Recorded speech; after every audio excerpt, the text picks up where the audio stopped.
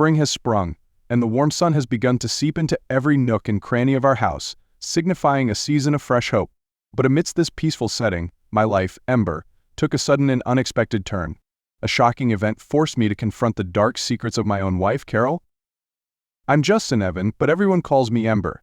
That nickname has been with me since high school, a reminder of my fiery years on the football field, a reckless, hot-headed Ember, always ready for a fight. 3 years into our marriage with Carol, we had a beautiful home in Albany, a small town near Albany, Louisiana. We loved the house, the quiet cul-de-sac we lived on, and the warmth of our friendly neighbors. Carol and I had been planning to start a family. She stopped taking her birth control pills, and we received a flood of well wishes from friends and family. Carol was ecstatic, and I always felt like the luckiest guy in the world to have such a wonderful woman as my wife. On the 1st of April, we hosted our first spring barbecue. The aroma of smoked brisket wafted throughout the yard, laughter filled the air, and the atmosphere was brimming with joy. I, the head chef, had just placed a plate of brisket on the hot coals and was busy greeting guests. Suddenly, I felt the urge to use the restroom and decided to head inside. But as I approached the bathroom door, a horrifying scene unfolded before my eyes. Andrew Woodson, my supposed friend, was passionately kissing Carol, his hand inside her blouse, and I knew Carol wasn't wearing a bra. Rage coursed through me. Without thinking, I lunged at Andrew like a lion attacking its prey, grabbed his shirt, and slammed him against the wall, inches from my wife's face. Andrew collapsed to the floor, his nose bleeding profusely. Before he could get up, I landed a powerful kick to his family jewels. Still fuming with anger, I stomped on them a few more times for good measure. It all happened so fast, nobody reacted in time. The guests scattered in panic. Carol screamed, sobbing uncontrollably. A few of our neighbors held me back, pulling me away from the porch. "They'll get an ambulance," a worried voice said. I was only concerned about the brisket. It couldn't be allowed to burn. Harley, a police officer I knew from high school, handcuffed me and took me to the station. My dad couldn't understand what had happened, so I called my cousin, Christopher, to find a lawyer for me. In the holding cell, I tried to make sense of it all. Why had Carol kissed Andrew? I couldn't believe it. I knew Andrew and Carol had gone out a few times, but I'd never suspected anything was going on between them. I suddenly recalled that Andrew was always friendly and jovial when we were alone, but when others were around, he would turn cold and mysterious. Maybe he was trying to prove something, trying to hide a secret. Andrew worked as a legal secretary at the county courthouse, a stable job, while I had only 2 years of community college and worked as a graphic designer. Maybe Andrew felt envious of me, or maybe his own misfortunes in college had made him unstable like this. I couldn't comprehend why Carol had betrayed me, kissing Andrew right in our home. She didn't even resist, which made the betrayal even more shocking. Had I overreacted? I had always been hot-headed, even before I got married. My mother and father had always worried about my volatile temper. Back in high school, I was a star football player. During a practice session, I heard women screaming from the bleachers. I shone my flashlight in that direction and witnessed a scene where Billy Ray, an elementary school friend, was using his hand to cover the mouth of Sarah, a girl I had secretly been in love with throughout high school. "So this doesn't concern you, Joseph," Billy Ray's friend warned me. I barged in and demanded to know what they were doing. Joseph pulled out a knife and lunged at me. Luckily, I dodged the blade and landed a powerful punch to his ribs, sending him sprawling. Billy Ray tried to pull Sarah away, but I managed to stop him. I demanded he let Sarah go, but Billy Ray seemed unfazed. "I can't, Ronnie," Billy Ray said. "I won't go to jail for rape. Get any closer, and I'll kill her." I wasn't the smartest person, but I knew Billy Ray was always way slower than others. I told him that if you kill her, then kill me, you'll face life in prison. 2 murders, plus attempted rape. That's a much heavier sentence. Billy Ray hesitated. Just then, Joseph charged at me. I sustained a serious injury, my collarbone was broken, but fueled by rage, I fought back with everything I had. Both Billy Ray and Joseph ended up with severe injuries and were hospitalized. Luckily for me, Sarah's father was a prosecutor and he helped me get off the hook. I didn't play football that year, but I became famous. My sophomore year, I was called the Waterboy by opposing teams. My teammates changed my nickname to Embler, then Ember. Sarah was always there for me. She encouraged me to go to community college. I loved Sarah. She was a great friend.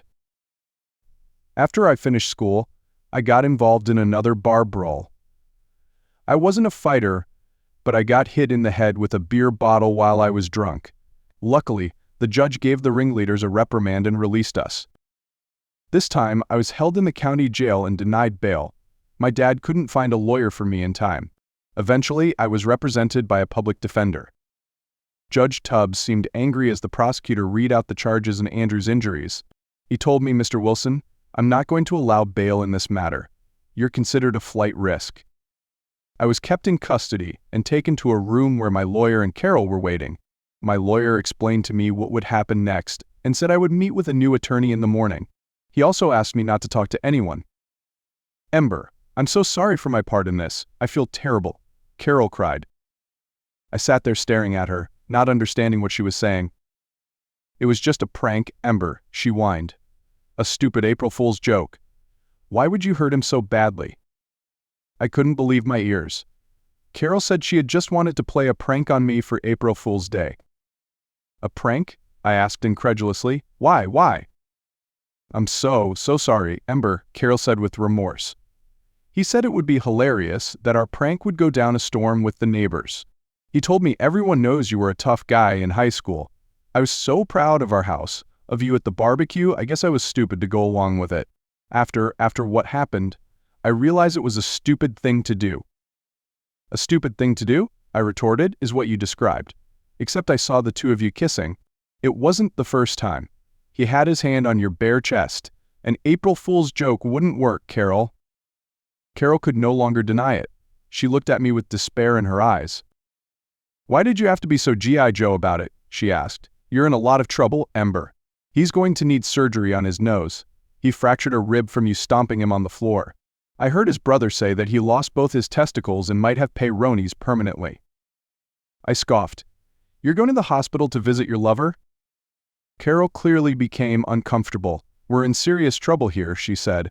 "I came to see if I could help you by reminding him that we both started this whole thing with that stupid plan. He doesn't care. He wants blood. He said you'll go to jail, and he'll be waiting for you when you get out. Now I have to worry about a useless castrato stalking me. Make sure he knows my list of friends is a lot longer than him. Whatever happens to me happens to him triple." "Stop with the ridiculous man talk, Ember," she said to me. "We made a huge mistake, but you're going to jail. I can't live like this. I've never seen you like that. I don't think I've ever seen anyone act like that. Now I'm scared of you." "It seems like you're missing the obvious, Carol." I leaned in close to her face. "Who said I wanted to live with you? I'll leave you in the house until I get through this, but you should start making plans for where you're going to live after that." "This is my house too," Carol said defiantly. "Both our names are on the papers. You're my husband, and as such you should get your act together, or this won't end well for you." "Get out," I growled in a low voice. Carol didn't move. I swung my arm at her, and she jumped up. Carol stood up and looked at me with an incomprehensible expression. "I'll come back in a few days, Ember, when you've calmed down enough."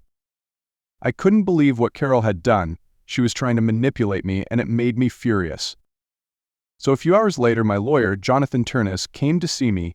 He was a smart, experienced man. "Mr. Woodson's injuries are serious," Turnus told me. "If convicted, you could face 3 to 5 years. If we can demonstrate that you were defending your wife and home, that's the best case scenario. That will depend on the judge we get. I believe the best strategy is to put you on a full defensive. You saw a man assaulting your wife. That means you didn't observe for long, and you only reacted." I agreed with him. We talked about building a case around that defense and what I could expect at trial. I decided to put the mortgage payments into a separate account and stop paying the mortgage. Carol wouldn't be able to afford it without her parents' help. My hope was that I'd be out and free before the bank decided to foreclose. Christopher talked to one of my best friends at the firm, Doreen McDonald. The print shop was small and privately owned. Having an employee missing from work wasn't good for business. Darren did his best to smooth things over with the owner. Darren succeeded, but only temporarily. My job was still up in the air. 4 days later, Carol returned to see me, and I refused to meet her. I didn't know if she was sad, disappointed, or relieved. 2 days later, Mr. Turnus told me about the details of the county's plea deal, and I refused. We were going to trial. The whole ordeal took nearly 45 days. Carol, along with my cousin Christopher and my parents, visited me throughout the trial. At first they sat together, perhaps for unity. After the first week, however, I only saw Carol occasionally. When my parents visited the jail, they told me she was angry that I refused to see her. "I need you to talk to your wife," Turnus told me during a morning break. "The jury is paying attention to a lot of things in the trial, Ronald, and when they see your wife isn't supporting you, they start wondering. We need to be united here. I know you're angry about what she did, but remember, our strategy is to make Mr. Woodson the aggressor and both of you the victims." I understood what he was saying. Hell, if she could act, so could I. "Hey, Ember," Carol said seriously, "how are you doing?" "Okay," I told her with little emotion. "How about you?" Carol didn't answer. She looked around the room, avoiding my eyes. "We're done, aren't we?" she finally asked. "Not so sure about that," I shrugged. "We have a lot to figure out before I can answer that question. Maybe you could start by explaining everything and stop with the crazy April Fool's thing." "That's not what you think," Carol replied. "It was just a prank. The thing is, I don't know why I did it in the first place. I know it looks bad, it must look bad, but I swear it was a one-time thing. How can I make you believe me?" I thought long and hard in the jail cell. "Okay, Carol," I took a deep breath. "I'm going to talk calmly and tell you the truth. I think I owe you that much. What I saw doesn't look like a first time. There's no awkwardness. Your eyes were closed. You had your arms around his neck, and the other hand was around his waist. I didn't see any hesitation when he squeezed your breast. You looked like you were old lovers. So, did you know him from somewhere before he moved to this neighborhood, or did the two of you become close in the few months since he arrived?" Carol tried to appear composed. She swore she had only encountered Andrew at a neighborhood potluck we both attended a few months ago. I didn't believe her. I had seen her true colors, a selfish girl. The trial continued. Carol came to court, perhaps urged by my lawyer. The biggest issue was that our neighbors all turned against me. Their testimony contradicted our planned defense. I was convicted. I'll never forget the look on my parents' faces. Even Carol cried. "Mr. Wilson," the judge said, "a jury of your peers has found you guilty. While this incident happened in your own home, the use of excessive force was determined. I truly apologize for the cruel joke you played, and I hope that your time in prison will be a period of reflection. I hope you learn to control your temper, which has been demonstrated in other instances, so that you can be a productive member of society. I sentence you to 1 year in state prison." I learned how to control my anger in the first week of prison. My fellow inmates had my back. I'd already served 54 days in the county jail during the trial. Turnus told me those days would be credited toward the end of the 1-year sentence. He gave me the right to appeal, but with my situation I was broke. It was best to just serve the time. I'd been in there for nearly 2 months when Carol finally came to visit. I didn't expect to see her since she knew I'd left the payments for the house. I expected her to make an offer for it, paid for by her family. What she came to say went beyond anything I could have guessed. "Ember, no need to beat around the bush," Carol said. "I'm pregnant. We're going to have a baby." "Whose baby?" I asked with a blank expression. Carol turned to look at me. "What the hell are you talking about?" she asked back. "I just told you. I've never slept with anyone else, you bastard." "Don't believe it," I said coldly. Carol started to cry, fake tears. "What's happened to you, Ember?" she asked. "You're breaking my heart." I just sat there, staring at the blank wall. Carol got up and walked toward the door. "Ember, I need you to find a way to pay for the house. We need a place to live, more than ever. Talk to your parents, please." Instead, I talked to my lawyer. I wanted her to be tested as soon as possible. I was released after serving 3 months plus the 54 days. The only downside was that I had to wear an ankle bracelet for the first 2 months of my probation. 5 days later, the bank was going to change the locks on the house. Carol pretended to be loving and relieved when I got home. The first thing I did was talk to my cousin after I sent Carol out to get some pizza. He told me that the money from my second account would only cover about 90% of the remaining mortgage balance, minus interest. He'd have to put up money if I wanted to save the house. When Carol got back, we sat down to eat in silence. "We're going to lose the house?" I feigned sadness. "I just found out today." "I don't want to talk about any of that tonight," Carol said. "We can deal with the fallout from this mess tomorrow. Tonight, after dinner, all I want is to make love with my husband. It's been too long. Carol, I looked at her as if I didn't even know her. I know you got the notice. We're not going to have sex until I see the results that say it's my child. Carol stammered and whined. She said I was being cruel. I began to see through her act, and it made me sick. Then I thought about my fellow inmates and their teachings. The chair flew behind me as I snapped. Leave me alone. I clenched my fists at my sides. When I see the results, we can talk about the future, not before. Carol turned white, and her feet moved toward our bedroom before she took her eyes off me. Then I went to open the bedroom door, and she shouted, "Sleep on the couch." The next day, after Carol left for work, I called the bank. Then I found a realtor, Ms. Alice Burns, who came by early in the afternoon. No matter what monster Carol had become, she kept a clean house. We would get a little more than what the house was worth, maybe $30,000, maybe a little less, but I could pay Mr. Turnus, so it was good enough for me. I asked the realtor to put up the sign as soon as possible. Then I offered her an extra percentage if she could sell it in 30 days. I had a pretty good idea of how the paternity test would turn out. Carol came home late from work. I had a good feeling that her attitude still wasn't healed, so I asked her. Carol arrived and handed me an envelope from her Ogbine. If she even noticed the for sale sign, maybe she thought it was put up by the bank. "I hope you're happy," Carol said. "I'm so angry with you, Ember, I can't even look at you straight. I don't know how you're going to make this up to me, but it's going to take a lot of time and groveling." Then, as I sat watching a baseball game, I opened the results. I couldn't believe what I was reading.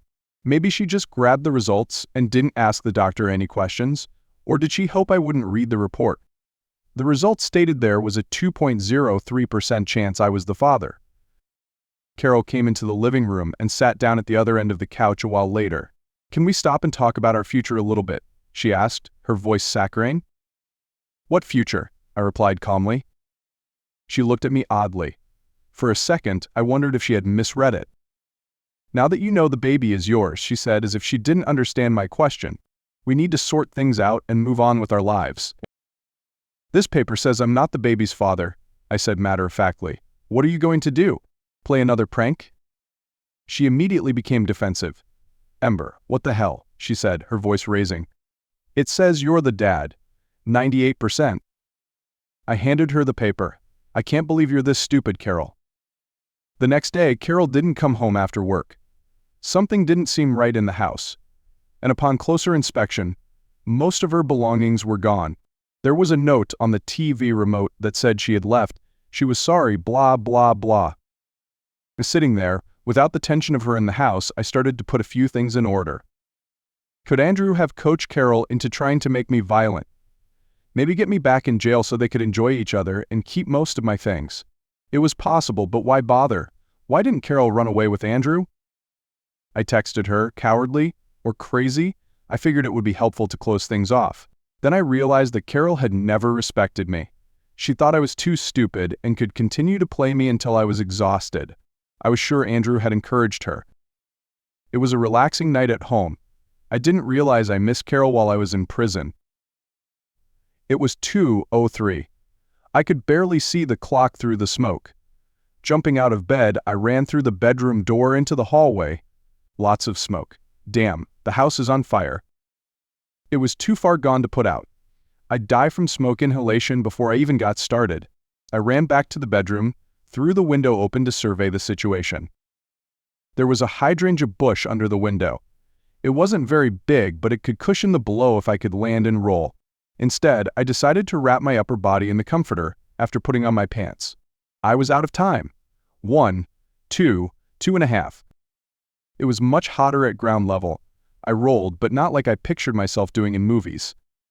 When I got up, I realized I'd sprained my ankle. I pulled my phone from my pants pocket and dialed 911, but I could already hear the sirens in the distance. After a series of events, I was sitting in the back of the ambulance getting my ankle taped. When they first put me in their car, my ankle brace came off the fence. The cop was kind enough to take it off. Then I got a nice surprise. At first, I didn't recognize her with the sheriff's cap on. It was Sarah. "How are you doing, Ember?" Sarah smiled. Because I was staring at her like she was crazy, her smile faded. Sorry, Ember, Sarah apologized. Bad timing. I'm glad you're okay. We talked about the fire. Sarah told me she'd been following my case and even did what she could while I was in jail to keep me safe and out of trouble. You think Carol did this, Ember? Sarah seemed unsure when she asked this question. I don't know, I admitted honestly. She just moved out after trying to lie to me about the baby's paternity test. As far as I'm concerned, she's almost delusional. Can we talk about this more tomorrow? Sarah didn't wait for an answer. Right now, I need to change your location. You're still on house arrest, even though you don't have a house anymore. Sarah took me to Christopher's house. Sarah only stayed while we were in the kitchen, and I offered her some coffee. We were looking at Carol and Andrew for burning my house down. So it was said intentionally? I asked for clarification. The case is still under investigation, so I can't say much, but there was suspicious chemical accelerant present.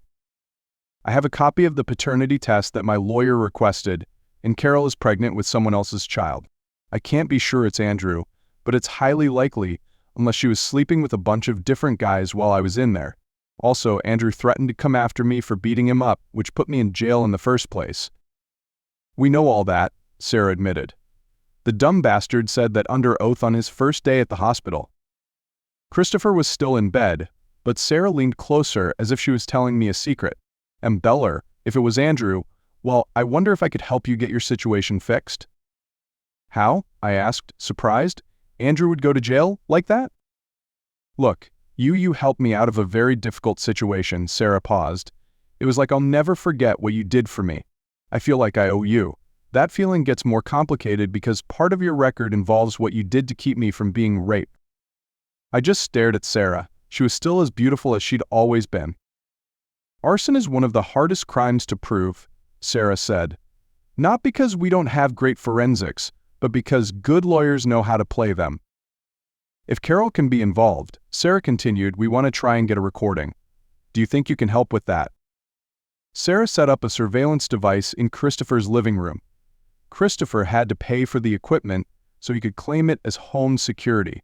The plan was for me to invite Carol over with a possible reconciliation as the reason. I had to wait for Sarah to let me know when. That made me wonder if I had a chance to date Sarah. She seemed to still have feelings for me. Regardless, she instructed me on what to say and ask when I met with Carol. The goal was to get her angry enough to give us something she didn't want. Carol's temper could help me get a nice confession. Even if Sarah and I were just friends, that was okay with me. I lost my job in my house, and I was a convicted felon. Luckily, the realtor tore up our contract. I wanted to get on with my life. I got the call a week later. Sarah had rehearsed for a few minutes before giving me the green light. Carol seemed eager to talk. Maybe this would work. Christopher stayed away from his own house to give us space. When Carol arrived, I handed her a beer, and we sat opposite each other in the living room. I started by sighing. Sarah and I had discussed a strategy of being subdued, overwhelmed, and willing to give in. How are you doing, Carol? I began. Not so good, Ember, Carol replied. I miss you. I'm sad about the house. I know the bank sold it, but we made so many good memories there. I hope there's good news here, Ember, maybe a way to start making some new memories. We'll see, I said sadly. I think I need to be honest first. If I can't find a way to trust you, it's pointless. Carol hesitantly nodded. I need to know, I asked slowly, how did it all start with Andrew? Carol's eyes became more intense, and she tried to suppress a smile.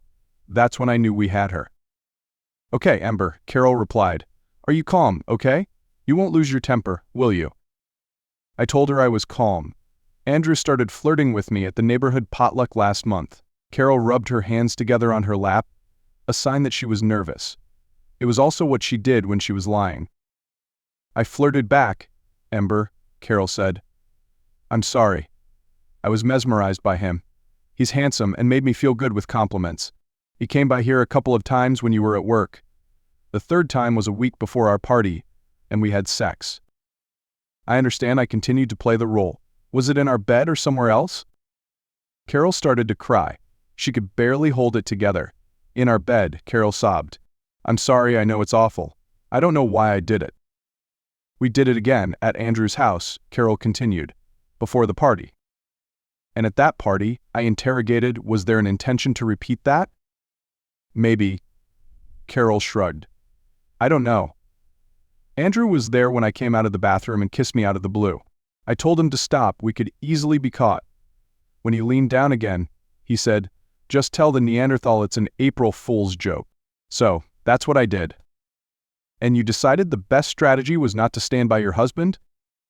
I didn't know what to do, Carol said sincerely. You were going crazy over Andrew.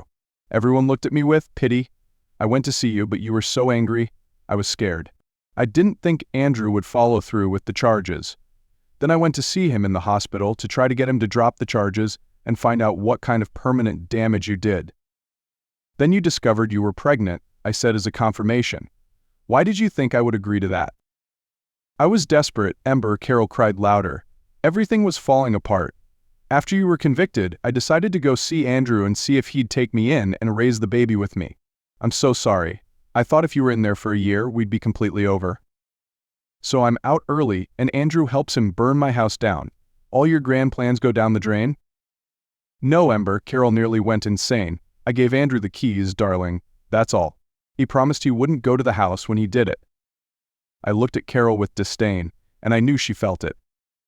I'm sorry, Ember, Carol sobbed. Ed, I made a big mistake. Can you forgive me? No, No, I said, getting up. I can't. I made a mistake bringing you here. I was hoping for a miracle, for anything I could grab onto. You confirmed the worst. You're not going to, Carol realized her mistake and panicked. Don't drag me into whatever you're planning, Ember. Please. I still have the baby to think about. Don't ruin his whole life. I led her to the door and then texted Christopher. It would be his turn to get Sarah. I grabbed a cold beer and sat down, wondering if Carol's plea had actually been a better move. It only took a few nanoseconds to realize that everything coming was a consequence of her actions. An hour later, I heard the doorbell. At first, I thought Christopher forgot his keys. Instead, there was a small cardboard box on the welcome mat. Maybe it was a bomb. I checked it carefully, then opened the package. Inside, I found a note and a disposable phone. The note said, watch the video, then destroy the phone, box and note. I sat down with great interest. The note gave a 6-digit passcode for the phone.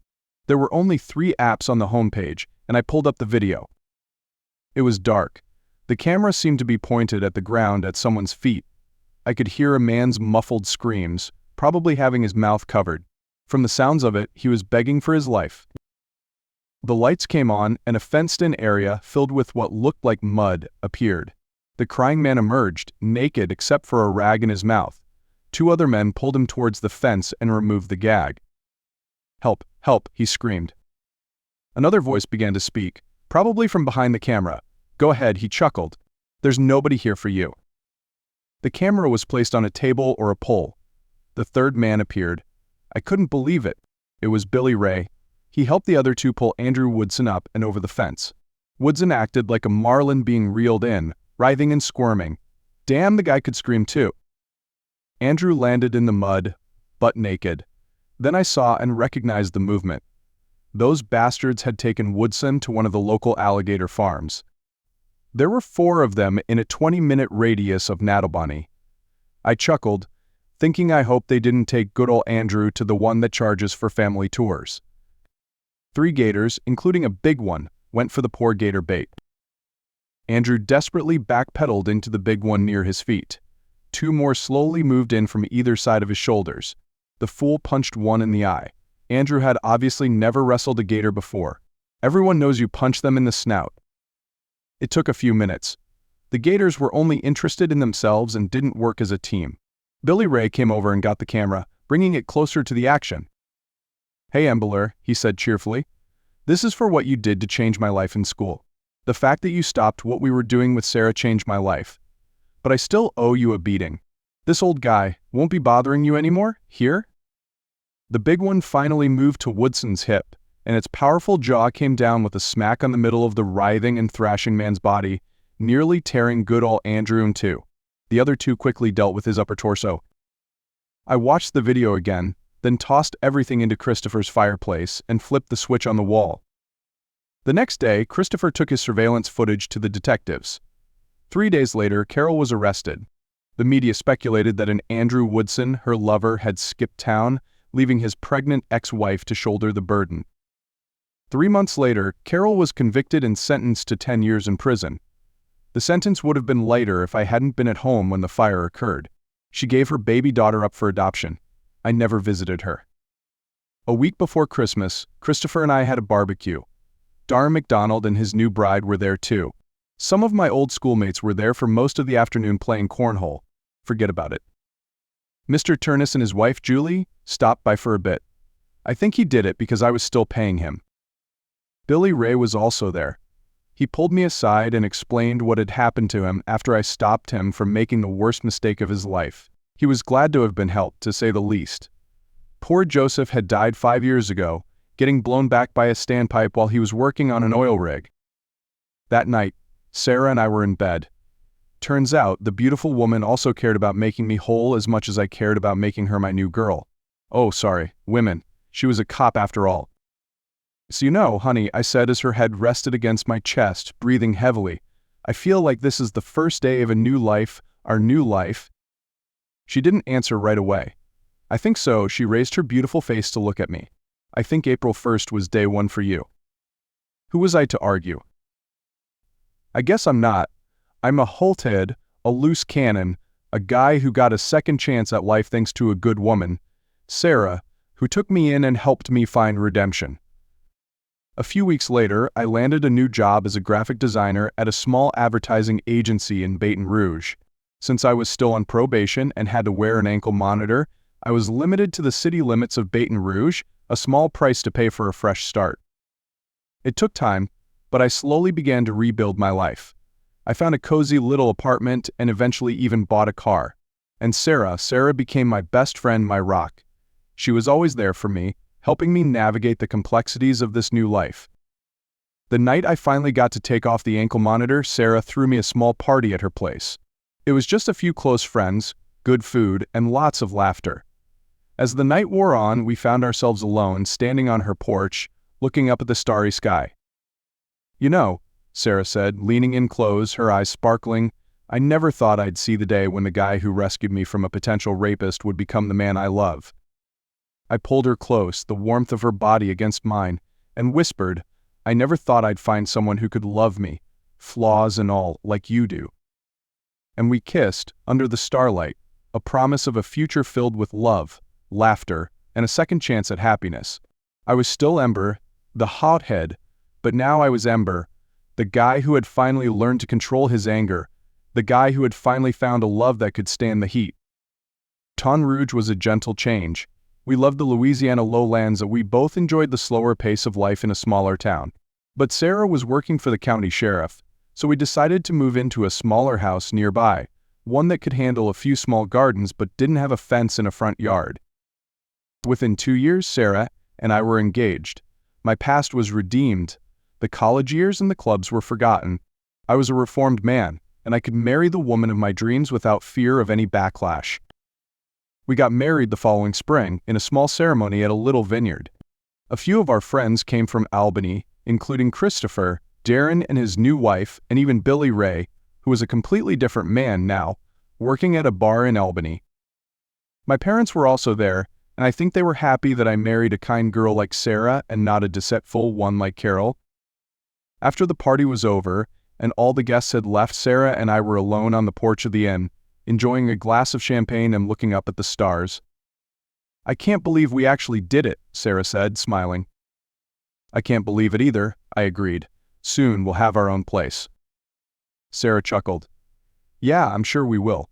But I was wondering, what do you think we should name our first house? I thought for a moment. I don't know, I said. Maybe Ember's Place. It's a good name. Sarah shook her head. It's a little too hot-headed. It's not really us, is it?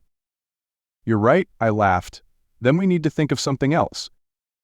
We sat on the porch for a long time, thinking of names. Finally, Sarah had an idea. How about our house? She asked. I smiled. That's a good name, I said.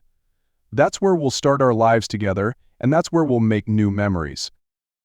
And have babies, Sarah added, her smile growing wider. I looked at her, and my heart felt warm. Yes, I said, and babies. A year later, we moved into a charming little house, with a spacious garden and a fenced-in front yard, We called it our house, and that's where we started to build our lives together. We had 2 children, a daughter named Mia and a son named Roy.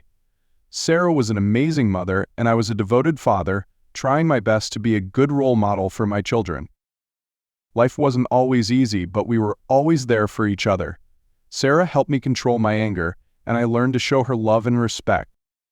One evening, after Mia and Roy were asleep, Sarah and I were sitting on the porch, looking up at the stars.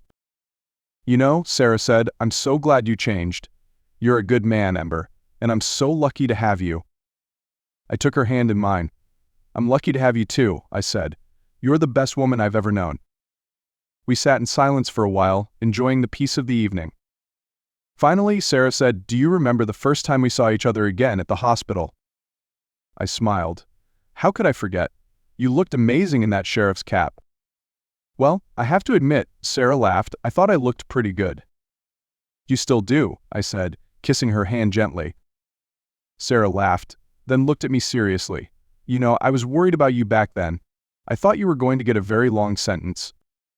"I thought so too," I admitted. "But you helped me so much. You helped me find the good man inside." Sarah gently put her hand on my cheek.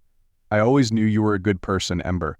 You just needed a little guidance, and I'm glad I was there to help you." We sat in silence for a while longer, our souls intertwining. And I knew that my life had changed forever. I had learned my lessons, and I had found true love. And I knew that we would be our house forever. Sarah's words echoed in my mind, gentle like the spring breeze, carrying with them the scent of hope and happiness. My life, once filled with reckless bursts of anger, was now shaped by the peace and security that Sarah brought. True, I was still Ember, the hothead, but now my anger was controlled like a tamed fire, only flaring up when necessary like a warm blaze that kept our family cozy. Our family life flowed like a calm river, each day a new current, bringing joy, challenges, and moments of quiet peace. Mia and Roy, our 2 little ones, were our endless source of motivation, the radiant light that illuminated our family life. On weekend afternoons, Sarah and I would often take the kids out to the garden, planting trees, tending to flowers, or simply lying on the lush green grass, gazing up at the clear blue sky. We shared stories, thoughts, and dreams. In the evenings, after the little ones had gone to sleep, Sarah and I would often gather by the fireplace, reading together, chatting, or simply watching the warm flames dance silently. I recalled those dark years, those days when I was lost in my anger, and I couldn't imagine what my life would be like without Sarah. She was my guiding light, my haven of peace, my motivation to become a better person. Our life wasn't always smooth sailing. Sarah, as a police officer, witnessed the dark side of society, the crimes and injustices that exposed her to pressure and stress. I, with my past wounds, still occasionally revealed sudden outbursts of anger, causing Sarah worry. But in those moments, we always knew how to overcome. We shared the burden together, understood each other, encouraged and supported each other. We were a team, a family, and our love was the strong bond that helped us weather any storm. Occasionally, I still thought about Carol, those dark days when my life was turned upside down by betrayal and pain.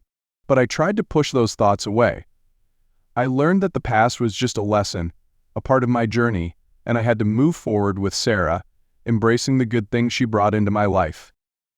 As time went on, our children grew, and our house was filled with laughter, chatter, and the pitter-patter of little feet. Mia and Roy started attending a local elementary school, returning each day with exciting stories about friends, teachers, and new games. Sarah continued to work for the county sheriff, but now she had been promoted, and I was so proud of her. I knew she always tried her best to protect the community, to bring safety to everyone, and I always supported her. As for me, my job at the small advertising agency was flourishing. I was able to afford a larger house, with a bigger garden, a spacious front yard for Mia and Roy to play. I often thought back to my time in prison, the lessons I learned. I learned how to control my anger, to restrain myself, and to love sincerely. I also learned that life always held surprises. I thought I would always be a hothead, a man with no future. But then Sarah came along, she changed my life, she made me a better man. For Sarah was the best woman I'd ever known. She was my support, my love, my life's motivation. One day, as Sarah and I were sitting on the porch, watching our little ones play in the garden, I realized that my life, once filled with mistakes and missteps, was now full of good things, joy, and happy moments. I smiled, taking Sarah's hand in mine. "We've come a long way, Sarah," I said, my voice filled with emotion. Sarah looked at me, her eyes warm and loving. "That's right, Ember," she replied. "We've come a long way. And I know we'll continue to walk together, through any challenge, creating miracles together." And I knew she was right. We were a family, we were a house, and our love would forever be our driving force, our guiding light,